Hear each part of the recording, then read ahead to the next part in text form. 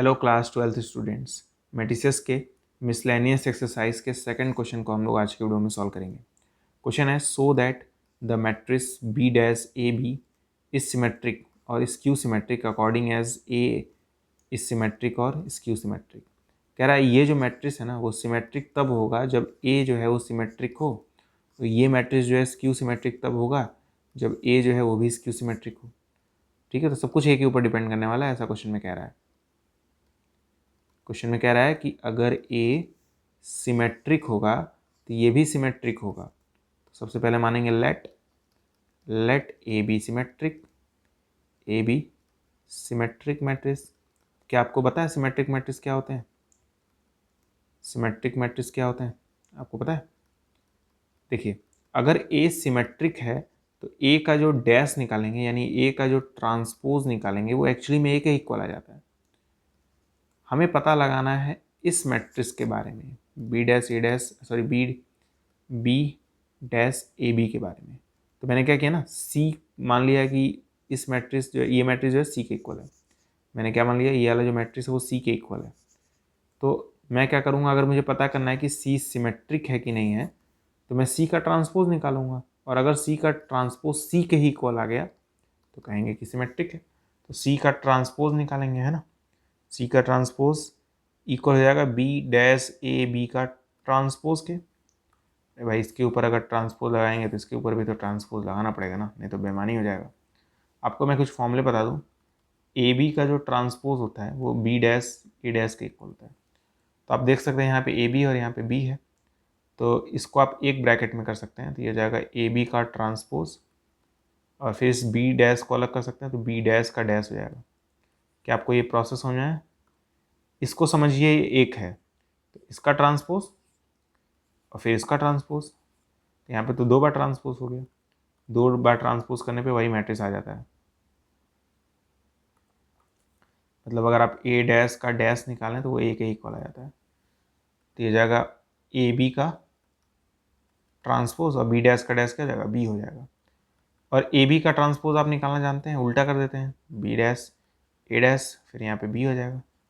तो आपको मिला सी डैश बराबर B dash A dash B. तो जाएगा सी डैश बराबर बी डैश को एज इट इज लिखेंगे, ए डैश जो था वो तो ए के इक्वल था, तो ए डैश की जगह मैं सिंपली ए लिख दूंगा और यहाँ पे बी हो जाएगा। और ये जो मैट्रिक्स था वो तो सी के इक्वल था, तो ये सी डैश बराबर सी आ जाएगा। और अगर सी डैश बराबर सी आ गया मतलब सी इज सिमेट्रिक, और या फिर आप कह सकते हैं B dash A B is symmetric. आपको ध्यान बस 2 जगह देना है। एक, कैसे मैंने इस 3 मैट्रिक्स का ट्रांसपोज निकाला है। मैंने समझा ये दोनों मैट्रिक्स एक मैट्रिक्स है, तो पहले उल्टा करते हैं ना, तो ए बी पहले लिखते हैं फिर ट्रांसपोज कर देते हैं, फिर वी वाला मैट्रिक्स लिखते हैं फिर उसका ट्रांसपोज कर देते हैं। तो जब ये बार लिख लेंगे तो बी का ट्रांसपोज तो बी हो जाएगा। इसका ट्रांसपोज आपने ऐसे लिखा, इसका ट्रांसपोज अगर निकालना है तो बी को पहले लिखेंगे फिर ए को लिखेंगे, फिर तो आगे हो ही जाएगा। तो पहला पार्ट तो हो गया कि मैंने माना था कि जो ए है वो क्या है, सिमेट्रिक है। अब मानूंगा स्क्यू सिमेट्रिक है, तो इसको मैं मिटा दे रहा हूँ, आप लोग वीडियो को रिवाइंड करके नोट कर लीजिएगा, कोई बहुत कठिन नहीं है। ठीक है, तो 3 बार देखेंगे तो आ जाएगा खुद से करने। ठीक है, बहुत ही ईजी पार्ट है ये। देखिएगा आप कैसे करेंगे सेकंड वाला। सेकंड वाले में बोला है कि स्क्यू सिमेट्रिक मान लीजिए ए को, तो मैं लिखूंगा A let A B skew symmetric. और जब स्क्यू सिमेट्रिक होता है तो आगे माइनस आ जाता है ना। मतलब ये ए के इक्वल नहीं माइनस ए के इक्वल होगा, ये जो ए डैश है वो माइनस ए के इक्वल होगा, तब स्क्यू सिमेट्रिक कहलाएगा। और हमें बी डैश ए बी के बारे में पता लगाना है, तो इसको मैं सी मान लूँगा, फिर सी का ट्रांसपोज निकालूंगा, तो ये एक्चुअली में बी डैश ए बी के ट्रांसपोज के इक्वल होगा। इस पूरे को मैं एक समझूंगा तो ये जाएगा ए बी का ट्रांसपोज फिर बी डैश का डैश। ठीक है, ये जाएगा C dash equals to A B का डैश, और बी डैश का डैश क्या होता है, बी होता है।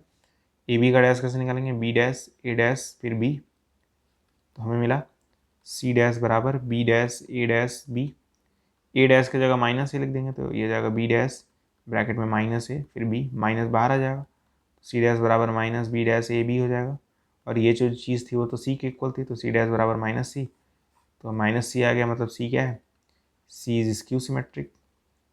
सी जो है वो स्क्यू सिमेट्रिक है। और अगर सी स्क्यू सिमेट्रिक है इसका मतलब कि B dash A B skew symmetric, ये स्क्यू सिमेट्रिक है। ठीक है, तो इतना इजी है ये, बस टफ नहीं है, इजी है। ठीक है, यकीन मानिए इस तरह के क्वेश्चन कन्फर्म आएंगे आपके बोर्ड एग्जाम में। उम्मीद करता हूँ आपको आज का वीडियो समझ में आया होगा। अगर समझ में आया तो लाइक जरूर करिएगा। मिलते हैं अगले वीडियो में, तब तक के लिए गुड बाय।